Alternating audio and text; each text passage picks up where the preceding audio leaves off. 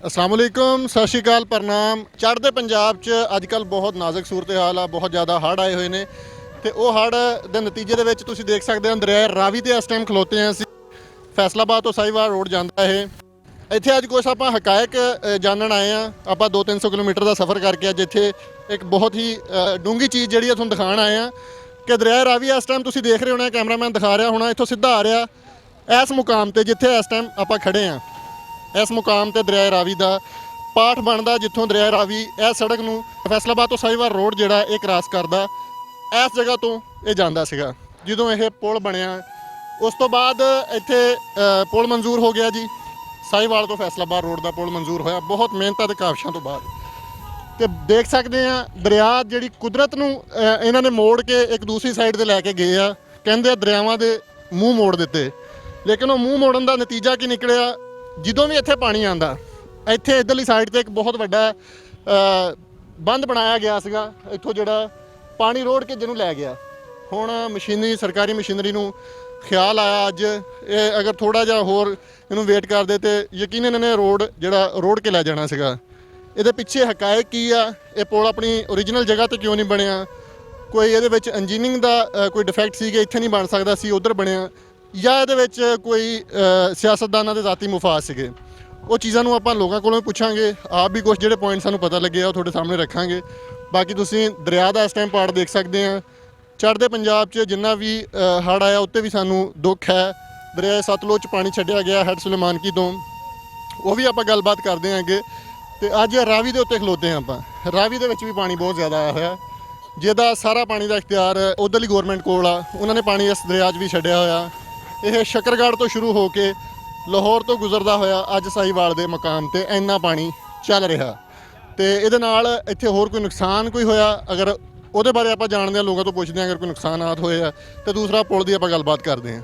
ਸਾਡੇ ਨਾਲ ਬਿਲਾਲ ਗੁੱਜਰ ਸਾਹਿਬ ਜੋ ਇੱਥੇ ਦੇ ਮਕਾਮੀ ਬਸ਼ਿੰਦੇ ਨੇ, ਉਹਨਾਂ ਨਾਲ ਗੱਲਬਾਤ ਕਰਦੇ ਹਾਂ ਕਿ ਇਹ ਪੁਲ ਦਾ ਕੀ ਇੱਥੇ ਮਕਸਦ ਹੈ। ਦੂਸਰਾ ਪਾਣੀ ਹਰ ਵਾਰ ਜਦੋਂ ਵੀ ਆਉਂਦਾ ਇੱਥੇ ਆ ਕੇ ਸੱਟ ਲਗਾਉਂਦਾ ਹੈ, ਰੋਡ ਨੂੰ ਰੋੜਨ ਦੀ ਕੋਸ਼ਿਸ਼ ਕਰਦਾ ਹੈ। ਕੀ ਹਿਸਾਬ ਕਿਤਾਬ ਚੋਰ ਸਾਹਿਬ ਪਹਿਲਾਂ ਤਾਂ ਇਹ ਦੱਸੋ ਕਿ ਆਪਣਾ ਇਸ ਇਲਾਕੇ ਨਾਲ ਤਲਕ ਆ ਜਾਂ ਆਪਣਾ ਅੱਗੇ ਪਿੱਛੇ?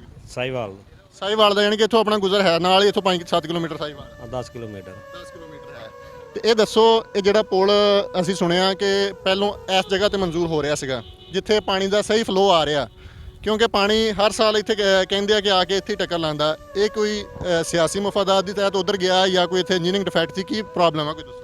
ਇਹ ਜ਼ਿਲ੍ਹਾ ਦਾ ਕਰਕੇ ਨਾ ਚਲਾ ਗਿਆ। ਇੱਥੇ ਪਹਿਲੇ ਦਰਿਆ ਇਸ ਜਗ੍ਹਾ ਤੇ ਚੱਲਦਾ ਸੀ, ਮੁੜ ਕੇ ਫੈਸਲਾਬਾਦ ਜ਼ਿਲ੍ਹਾ ਕਹਿ ਰਿਹਾ ਸੀ ਅਸੀਂ ਇੱਥੇ ਬਣਾਉਣਾ ਪੁਲ, ਤੇ ਸਾਹੀਵਾਲ ਕਹਿ ਰਿਹਾ ਸੀ ਅਸੀਂ ਬਣਾਉਣਾ। ਇੱਥੇ ਫੈਸਲਾਬਾਦ ਦੇ ਏਰੀਆ 'ਚ ਆਉਂਦਾ ਸੀ ਤੇ ਉਹ ਜਿਹੜਾ ਪੁਲ ਪਹਿਲ ਪਿੱਛੇ ਬਣਾਇਆ ਗਿਆ ਉਹ ਸਾਹੀਵਾਲ ਦੇ ਏਰੀਆ 'ਚ। ਇਹ ਟੂਲ ਪਲਾਜ਼ਿਆਂ ਦਾ ਕਰਕੇ, ਇਹਨਾਂ ਦੇ ਰੋਲਿਆਂ ਦਾ, ਹਕੂਮਤਾਂ ਦੇ MNA MPਆਂ ਦਾ ਕਰਕੇ ਪੁਲ ਪਿੱਛੇ ਗਿਆ। ਪੁਲ ਸਾਹੀਵਾਲ ਦੇ ਏਰੀਏ 'ਚ ਚਲੇ ਗਿਆ ਟੂਲ ਪਲਾਜ਼ਿਆਂ ਦੇ ਕਰਕੇ? ਹਾਂ, ਸਾਹੀਵਾਲ ਦੇ ਏਰੀਆ 'ਚ ਠੀਕ ਹੋ ਗਿਆ। ਇਹਦੀ ਜਿਹੜਾ ਹੁਣ ਰੈਵਨਿਊ ਆ ਉਹ ਸਾਹੀਵਾਲ ਜ਼ਿਲ੍ਹੇ ਨੂੰ ਜਾਏਗਾ? ਸਾਹੀਵਾਲ।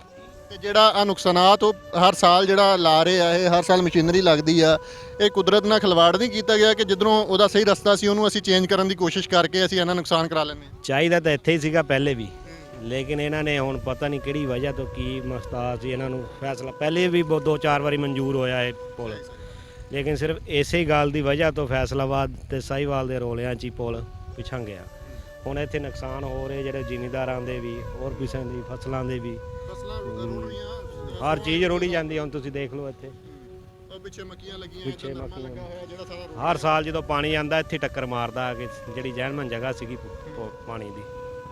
ਕੁਦਰਤੀ ਰਾਸਤਾ ਜਿਹੜਾ ਦਰਿਆ ਦਾ ਸੀਗਾ, ਬੇਸ਼ੱਕ ਦਰਿਆ ਕਿਸੇ ਨਾ ਕਿਸੇ ਵਕਤ ਪਿੱਛੇ ਹਟਦੇ ਆ, ਲੇਕਿਨ ਇਸ ਜਗ੍ਹਾ ਤੋਂ ਦਰਿਆ ਪਿੱਛੇ ਨਹੀਂ ਹਟ ਰਿਹਾ। ਉਹ ਜਦੋਂ ਵੀ ਪਾਣੀ ਇਸ ਦਰਿਆ ਦੇ ਵਿੱਚ ਆਉਂਦਾ ਆਪਣੀ ਓਰੀਜਨਲ ਜਗ੍ਹਾ, ਆਪਣੀ ਓਰੀਜਨਲ ਥਾਂ ਤੇ ਆ ਕੇ ਵੱਜਦਾ ਵਾ।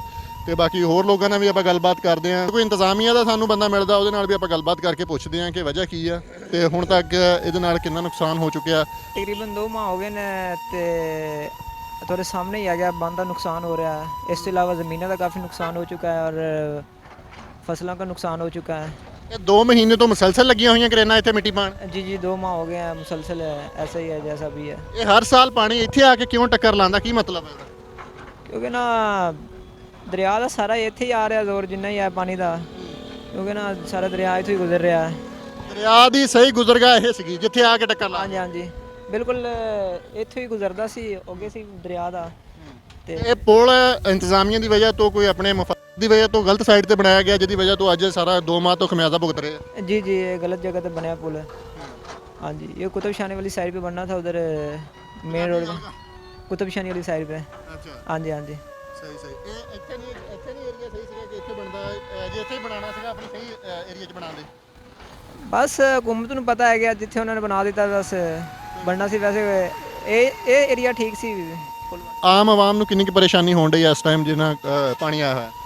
ਬਾਕੀ ਲੋਕਾਂ ਦਾ ਤਾਂ ਕਾਫੀ ਨੁਕਸਾਨ ਹੋ ਚੁੱਕਾ, ਫਸਲਾਂ ਦਾ ਤੇ ਜ਼ਿਆਦਾ ਪਰੇਸ਼ਾਨੀ ਇਹੀ ਹੈਗੀ। हाँ फसलों ਆਬਾਦੀ ਨੂੰ ਵੀ ਨੁਕਸਾਨ ਪਹੁੰਚਿਆ ਇੱਥੇ? फिलहाल अभी तक कोई नहीं नुकसान पहुंचा आबादी। हाँ जी ਫੈਸਲ ਭਾਈ ਸਾਡੇ ਨਾਲ ਮੌਜੂਦ ਸੀਗੇ, ਜਿਹੜੇ ਦੱਸ ਰਹੇ ਸੀਗੇ ਆਪਣੇ ਇੱਥੇ ਮਕਾਮੀ ਵਸਿੰਦੇ ਸੀਗੇ। ਗੱਲਬਾਤ ਤੁਹਾਨੂੰ ਉਹਨਾਂ ਨੇ ਵੀ ਦੱਸੀ ਆ। ਅੱਗੇ ਸਾਡੇ ਨਾਲ ਇੱਕ ਹੋਰ ਬਲਾਲ ਭਾਈ ਮੌਜੂਦ ਸੀਗੇ, ਤੇ ਬਾਕੀ ਅੱਗੇ ਦੇਖਦੇ ਹਾਂ ਕੋਈ ਇੰਤਜ਼ਾਮੀਆ ਦਾ ਬੰਦਾ ਹੋਇਆ ਉਹਨਾਂ ਨਾਲ ਗੱਲਬਾਤ ਕਰਦੇ ਹਾਂ। ਤੇ ਨਹੀਂ ਤੇ ਸਾਡਾ ਪੈਗਾਮ ਤੁਹਾਡੇ ਤੱਕ ਪਹੁੰਚ ਚੁੱਕਿਆ ਕਿ ਕੁਦਰਤ ਨਾਲ ਅਸੀਂ ਜਿੰਨਾ ਖਿਲਵਾੜ ਕਰਾਂਗੇ ਉਹ ਸਾਡੇ ਵਾਸਤੇ ਨੁਕਸਾਨ ਹੀ ਪੈਦਾ ਹੋਣਾ। 2 ਮਹੀਨੇ ਤੋਂ ਭਾਈ ਨੇ ਦੱਸਿਆ ਕਿ ਇੱਥੇ ਲਗਾਤਾਰ ਮਸ਼ੀਨਾਂ ਲੱਗੀਆਂ ਹੋਈਆਂ, ਲਗਾਤਾਰ ਪੱਥਰ ਇੱਥੇ ਸਿੱਟੇ ਜਾ ਰਹੇ ਆ, ਲੇਕਿਨ ਸੜਕ ਬਚਾਉਣਾ ਹਜੇ ਵੀ ਮੁਸ਼ਕਲ ਹੋਇਆ ਪਿਆ। ਆਪਾਂ ਦਰਿਆ ਦਾ ਇੱਕ ਨਵੀਂ ਸਾਈਡ ਤੇ ਪਹੁੰਚ ਚੁੱਕੇ ਆ ਜਿੱਥੇ ਮਸ਼ੀਨਾਂ ਕੰਮ ਕਰ ਰਹੀਆਂ। ਇੱਥੇ ਆਪਣੇ ਨਾਲ ਇੰਤਜ਼ਾਮੀਆ ਚੋਂ ਇੱਕ ਸਬ ਇੰਜੀਨੀਅਰ ਸਾਹਿਬ ਮੌਜੂਦ ਹੈ, ਇਹਨਾਂ ਨਾਲ ਗੱਲਬਾਤ ਕਰਦੇ ਹਾਂ ਕਿ ਹੁਣ ਤੱਕ ਇੱਥੇ ਕੀ ਸੂਰਤ ਹਾਲ ਹੈ। अस्सलाम वालेकुम जी। अस्सलाम वालेकुम जी। ਸਰ ਕੀ ਹਾਲ ਚਾਲ ਹੈ? अलहमद ਕੀ ਨਾਮ ਹੈ ਜੀ ਆਪਣਾ? नज़ीर अहमद भट्टी सीनियर साहब इंजीनियर इरीगेशन डिपार्टमेंट में सर। Irrigation department? इरीगेशन में एनएच ਦਾ डिपार्टमेंट ਦਾ ਕੋਈ ਬੰਦਾ? नहीं सर, ये हाईवे वाले भी काम कर रहे हैं, इरीगेशन दोनों इरीगेशन डिपार्टमेंट को असिस्ट भी कर रहा है, दोनों जॉइंटली काम कर रहे हैं सर ना। ਕਿੰਨੀ ਦੇਰ ਤੋਂ ਇਹ ਆਪਰੇਸ਼ਨ ਜਾਰੀ ਆ? ਇਹ ਦਰਿਆ ਦਾ ਜਿਹੜਾ ਕਟਾਓ ਹੈ ਕਿੰਨੀ ਦੇਰ ਤੋਂ ਜਾਰੀ ਆ? ਪਾਣੀ ਕਿੰਨੇ ਨਾਲੇ ਕਿਸੇ ਕਿੱਥੇ ਇਸ ਟਾਈਮ ਬਹਿ ਰਿਹਾ? पानी 46,125 है, ये डाउन स्ट्रीम बल्लो से बह रहा है। और इस वक्त जो हमारे लिए इधर चल रहा है वो राउंड अबाउट को 40,000 के करीब है 40,000 ਇਸ ਟਾਈਮ इस वक्त बह रहा है सर। ਠੀਕ ਹੋ ਗਿਆ ਸਰ। ਇਹ ਕਿੰਨੀ ਦੇਰ ਤੋਂ ਚੱਲ ਰਿਹਾ ਹੈ? ये 1 वीक हो गया है जी, एक वीक से रेगुलर चल रहा है जी।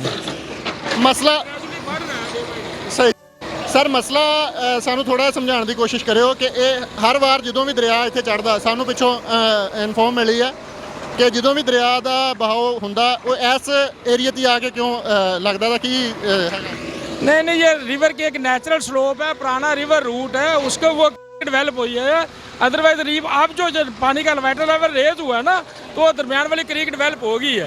तो इंशाल्लाह ताला बड़ी जल्दी ये कंट्रोल भी हो जाएगा और उधर रिवर वाला प्रॉपर रूट वो चल जाएगा ना। ਕਿੰਨਾ ਟਾਈਮ ਇਹ ਲੈਂਦਾ ਇਹ ਆਪਣੇ ओरिजिनल जगह जाने में? जिथे तुसी हुण पुल बनाया है नहीं टाइम इसमें नहीं मेंशन होता है, टाइम का सिर्फ वजह पड़ता है कि जब डिस्चार्ज रेज होता है ना जी, तो उसके साथ साथ फिर पानी अपना वाटरवे जो ना अपना रूट अटेन करता है। हाँ टाइम इरीगेशन डिपार्टमेंट पंजाब का डिपार्टमेंट है जी, पंजाब का डिपार्टमेंट। पंजाबी थोड़ी गल करना पसंद करोगे? जी दसो जी जी। ਅੱਛਾ ਸਰ, ਅਗਰ ਇਹਦਾ ਕੋਈ ਮਸਲਾ ਸੀ, ਕੋਈ ਇੱਥੇ ਟੈਕਨੀਕਲੀ ਪ੍ਰੋਬਲਮ ਸੀ, ਕੋਈ ਇੰਜੀਨੀਅਰਿੰਗ ਪ੍ਰੋਬਲਮ ਸੀ ਕਿ ਇੱਥੇ ਪੁਲ ਨਹੀਂ ਬਣ ਸਕਿਆ, ਅੱਗੇ ਬਣਿਆ? नहीं पुल का प्रॉपर मॉडल स्टडी के बाद सही लोकेशन पे बना है, लेकिन रिवर का एक अपना रूट होता है पुरानी। ਸਿਆਸੀ ਮੁਦਾਖਲਤ ਤਾਂ ਕੋਈ ਨਹੀਂ ਸੀਗੀ? नहीं कोई इशू नहीं। ਦਾ ਚੱਲ ਰਿਹਾ ਸੀ। नहीं फैसलाबाद का कोई इशू नहीं है, वो प्रॉपर मॉडल स्टडी से वो नंदीपुर में होती है। उसके बाद जो वो जहाँ कोऑर्डिनेट इलाज है जो लोकेशन फाइनल करते हैं उधर ही बनता है, और 1 इंच भी उससे आगे पीछे नहीं होता ना।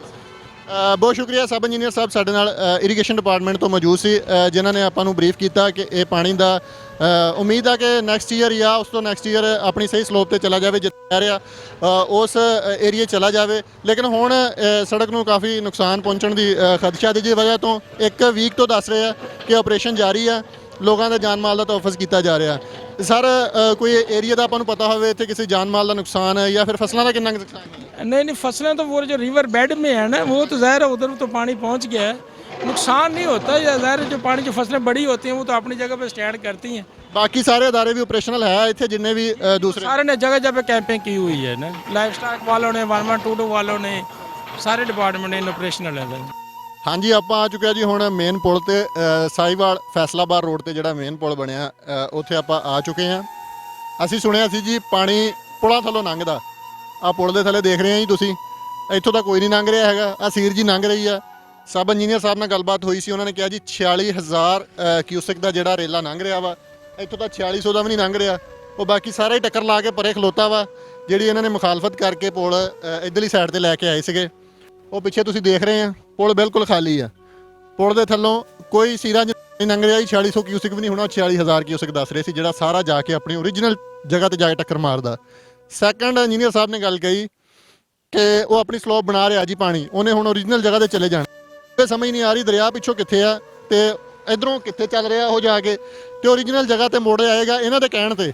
ਉਹ ਇਹਨਾਂ ਦਾ ਤਾਬਿਆਦਾਰ ਆ ਕਿ ਇਹਨਾਂ ਦੇ ਕਹਿਣ ਤੇ ਪੁਲ ਪਾਣੀ ਜਿਹੜੀ ਆਪਣੀ ਓਰੀਜਨਲ ਸਲੋਪ ਤੇ ਆਏਗਾ, ਜਿਹੜੀ ਉਹਨਾਂ ਨੇ ਬਣਾਈ ਆ ਉਸ ਸਲੋਪ ਤੇ ਆਏਗਾ ਆਪਣੀ ਓਰੀਜਨਲ ਛੱਡ ਕੇ।